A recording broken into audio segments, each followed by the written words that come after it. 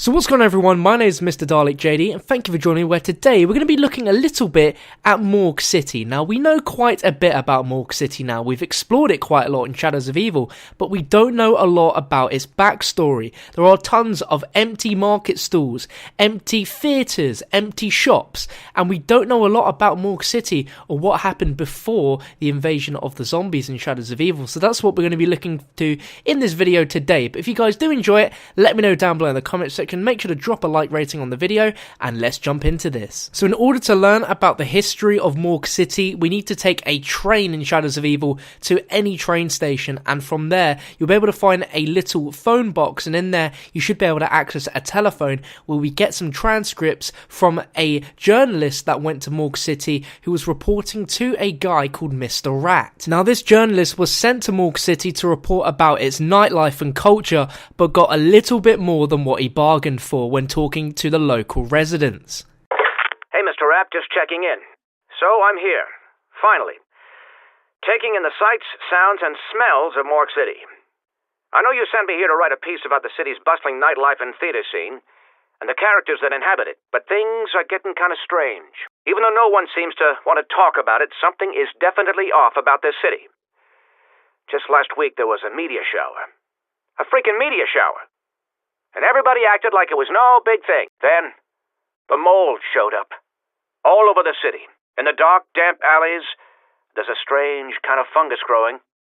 It looks weird and smells even weirder, but nobody really says anything. Then people started getting sick. At first it just made them delirious, confused. Then they really got sick. It was like they were wasting away. People finally started talking about it. I spoke to one guy in his 80s, a fruit seller, at the local market. He said something similar happened in New England in 1882.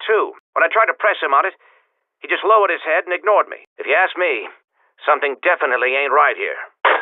So this reporter was originally sent there to look at the nightlife and the artistics of MORG City, and as soon as he arrived there, he noticed things starting changing from what he expected. There were meteor showers, which are very unusual and probably relate to either the meatballs inside of Shadows of Evil, or more realistically relate to the little pods that we see around the map, as further into that radio quote mentioned that there were these weird things in the dark alleys, which we do know of pods, and that's how they probably created the fumigator to try and harvest these. Now, upon investigating these pods must have contained the element 115, as that is the reason why a lot of people were getting incredibly sick, to the point where they were literally wasting away, slowly turning into zombies, which we now see in Shadows of Evil. And the reporter speaks to a man in his 80s who's a local fruit seller, who said a very similar thing happened in 1882 in New England, which means that MORG City is near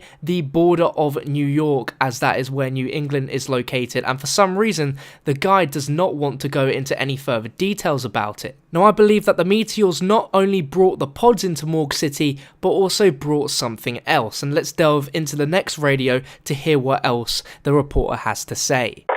Hey, Mr. Rapp. So, I went by the market again today. For some reason, the fruit seller was much more talkative. Even if what he said was more than a little crazy. He told me that when he was a boy, his uncle would get drunk and start talking about how a dark force cast its shadow over the city. How good and evil were battling right on our doorstep, and that the only thing holding back the forces of the apocalypse was the ancient order of the Keepers. Well, even if what he said was more than a little crazy, I'm not sure he was. Even though they're scared, or maybe because they are, people are talking more. Asking around, I've heard more than a few whispers about this ancient order and the Keepers. I think it's some kind of cult. They say you can hear them chanting sometimes. From beneath the city. There's all these rumors about human sacrifices and freaky shit that even the police won't investigate. Because they've been paid off, or because they're too damn scared. I'm not sure what to believe anymore.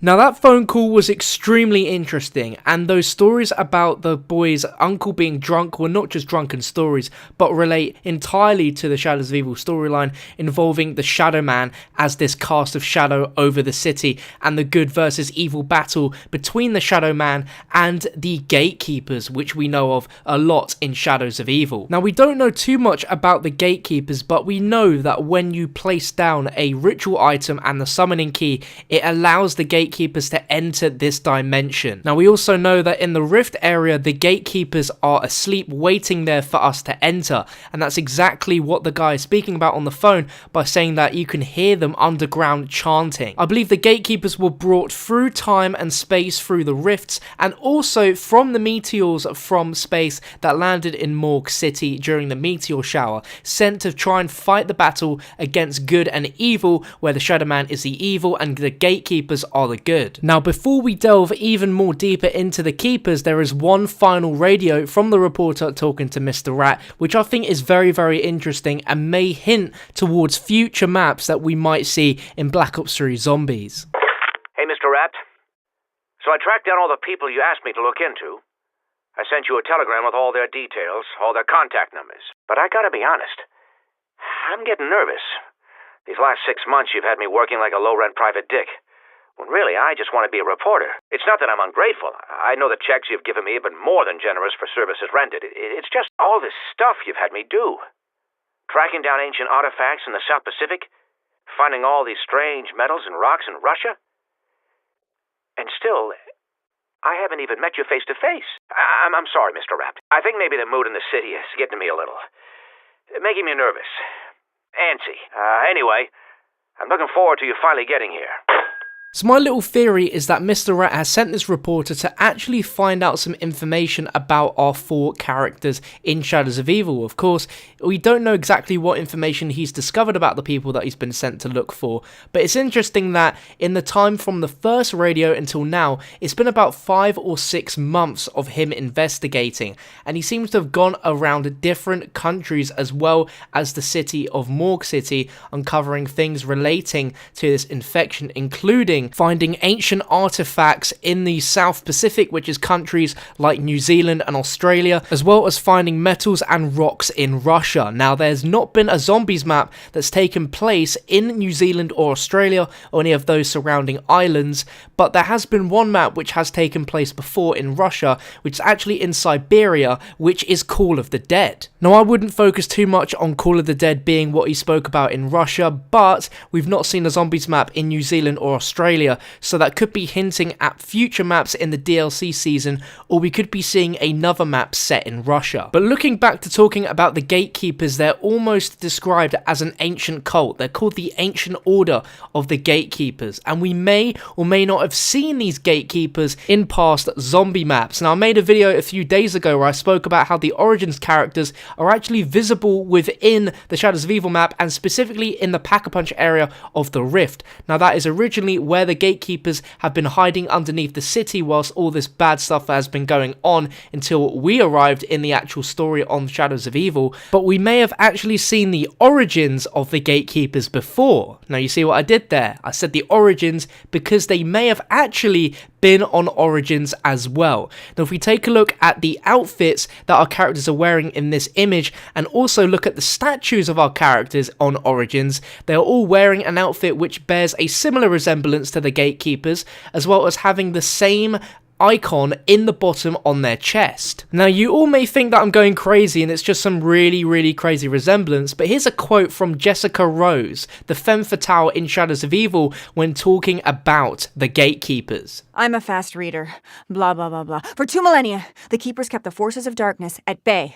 Their power is always dormant, just waiting to be awoken, just as it was on the battlefields of the Great War. Now, those last few words are incredibly important. The battlefields of the Great War. Now, where have we last heard that being used? That's right, we've last heard this in the opening cutscene for Origins, where Samantha talks about the battlefields of the Great War. So the femme fatale is directly talking about Origins. Now, she said that the gatekeepers have been around for over 2 millennia, which is a extremely long time. So they really are an ancient cult that have been around since the beginning of time, really, to make sure that the world is safe, and they were apparently there during the events of Origins. Now, like I mentioned earlier in the video, the statues of our different 4 characters, as well as the image you can find in Origins of our characters wielding their elemental staffs, both have the same icon as the gatekeepers do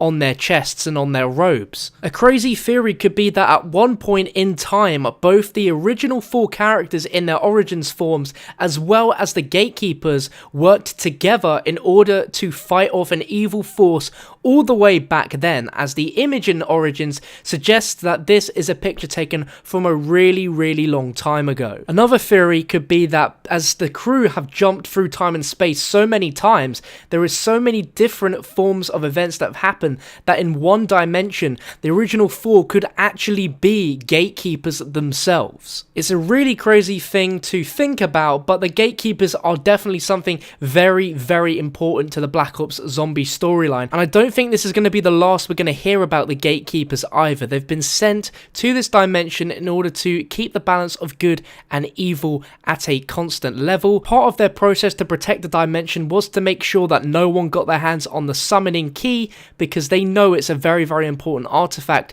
and that is the only version of that summoning key throughout all of the dimensions in time and space. And as we know, Richtofen comes in and takes it. Now, we know that he's doing this within good faith. He's doing that so he wants to mend what's happened in the past version of events and to save the universe, but we aren't too sure if this is actually going to work out. Only time will really tell how important the gatekeepers are to this zombies storyline, but they have been around before that we've not noticed and could very well do so in the near future. The apocalypse in Morg City has been averted, but I don't think life will ever return to the way it was before the infection landed in Morg City. But I hope you guys enjoyed this video. If you did, make sure to subscribe, leave a comment on what else you want me to make a video of in terms of storyline, and if you enjoyed it, make sure to give it a like rating. But thank you for watching, and I'll catch you on another one soon.